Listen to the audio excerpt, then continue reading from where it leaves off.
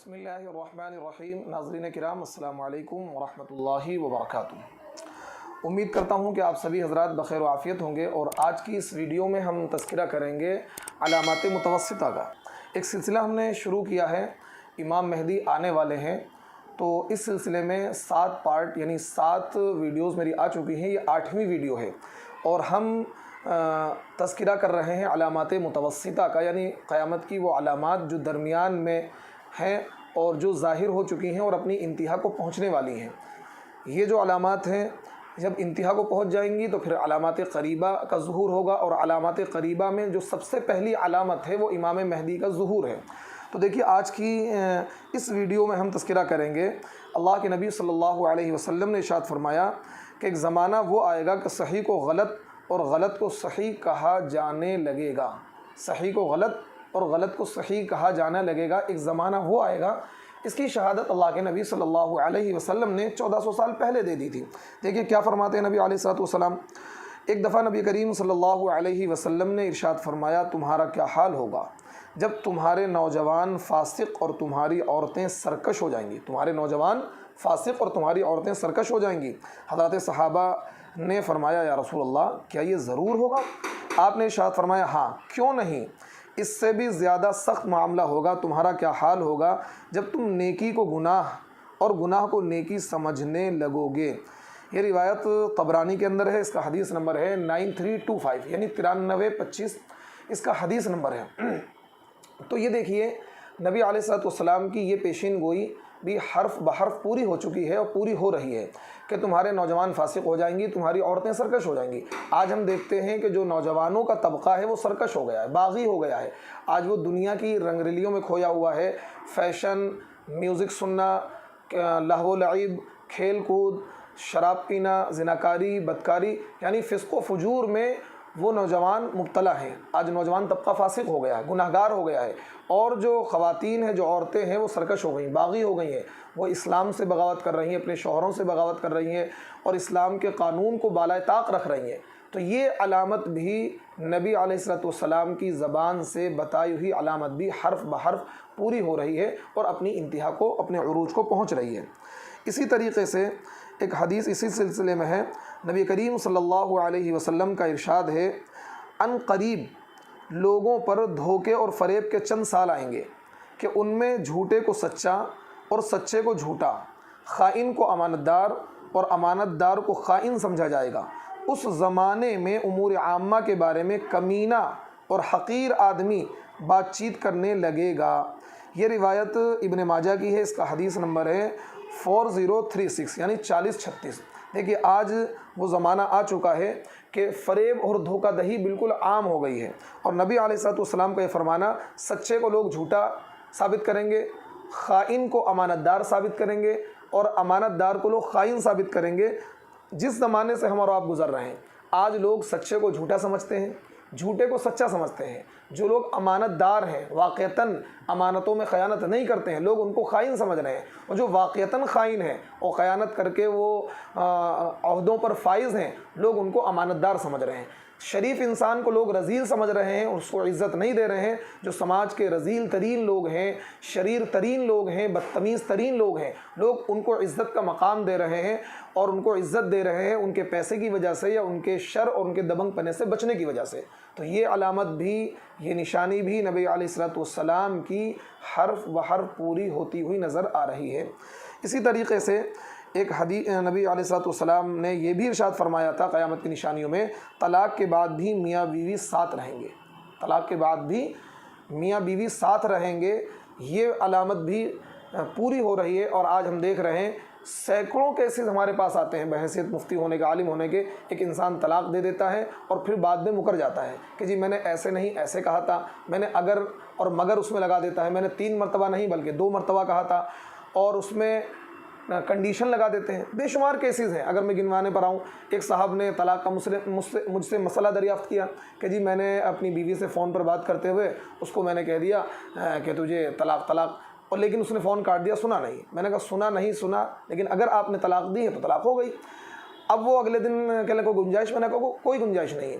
پھر انہوں نے اگلے دن ایک جملہ گھڑا، کہنے لگے کہ وہ اصل میں میری بیوی سے فون پر कुछ लड़ाई सी हो रही थी और उसने मुझे गाली बक दी, तो मैंने ये कहा कि अगर तूने मुझे गाली बकी है तो तुझे तलाक। मैंने ये कहा उससे, अगर तूने मुझे गाली बकी तो तुझे तलाक। मैंने उससे दरियाफ्त किया, भाई तूने मुझे गाली बकी थी, तो वो कह रही कि नहीं, मेरा भाई बराबर में खड़ा था, वो मुझे कुछ कह रहा था, मैंने उसको गाली बकी थी।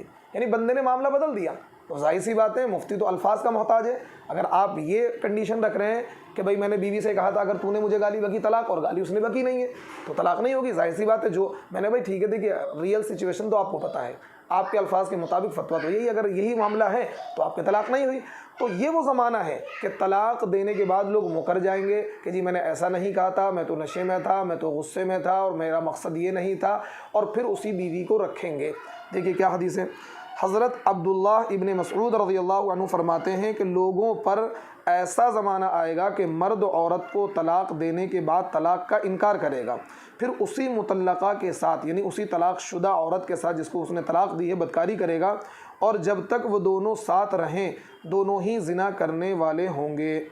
ये रिवायत तबरानी के अंदर है, इसका हदीस नंबर है 4861 यानी 4861 इसका हदीस नंबर है। और ये ज़माना हम अपनी आँखों से देख रहे हैं कि लोग तलाक देकर मुकर जाते हैं, मियाँ बीवी दोनों मुकर जाते हैं और फिर साथ में रहते हैं। तो अब दोनों आपस में ज़िना कर रहे हैं। तलाक देने के बाद बीवी को रखना गोया कि ऐसा है जैसा कि ज़िना करना, क्योंकि अब उससे आपका कोई ताल्लुक़ नहीं रहा, वो आपके लिए गैर महरम है। अब आप उससे मुलाकात कर रहे हैं तो ये ज़िना कर रहे हैं। लेकिन नबी अलैहिस्सलाम ने इरशाद फरमाया औरतों की कसरत होगी।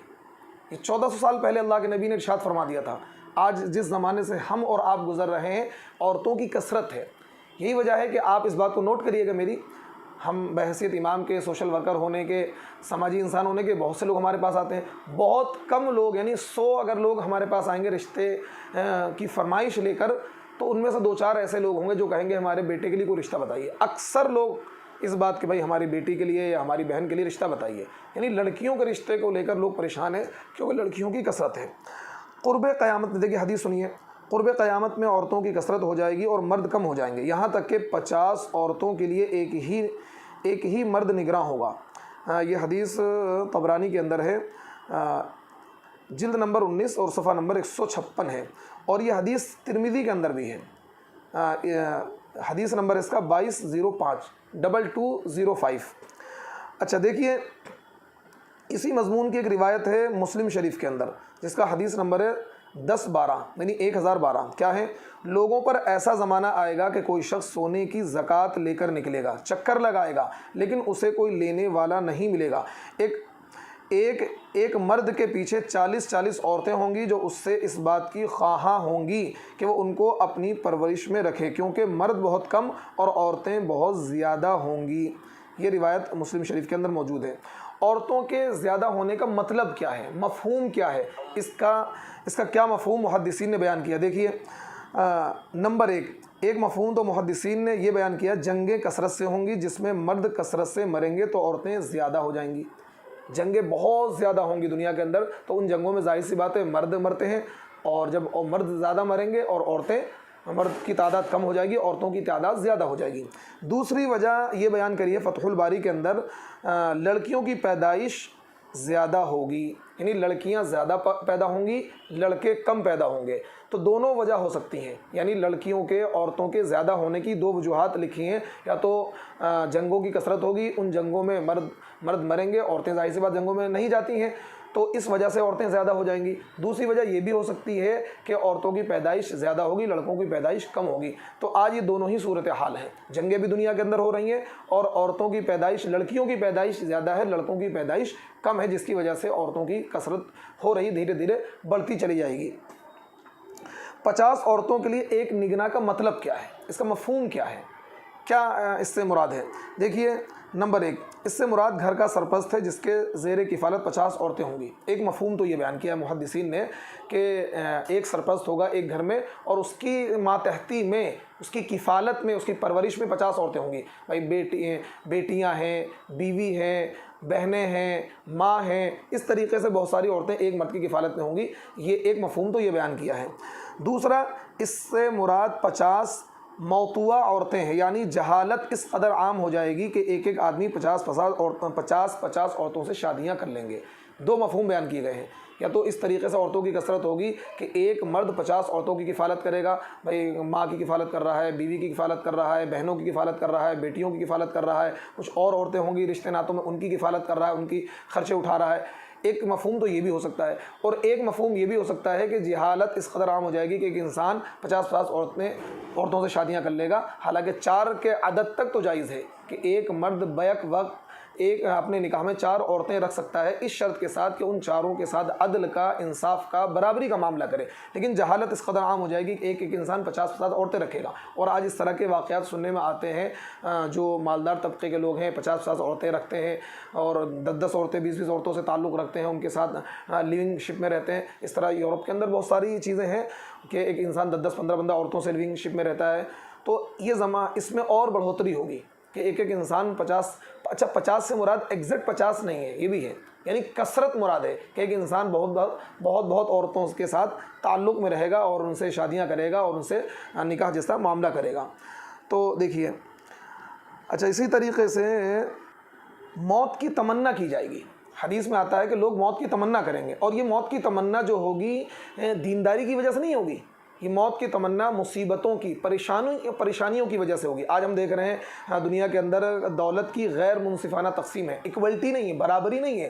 پوری دنیا کی جو دولت ہے وہ 60% دولت اونلی 20 فیملیز کے پاس، جو دنیا کی 20 رچ فیملی ہیں، جیسے کہ اس میں راک فیلرز فیملی اور جو بڑی اس طرح کی شاہی فیملیز ہیں، ان کے پاس دنیا کی 60% دولت ہے، اور 40% دولت میں پوری دنیا کی 8 ارب کی تقریباً جو آبادی اس میں پوری دنیا ہے۔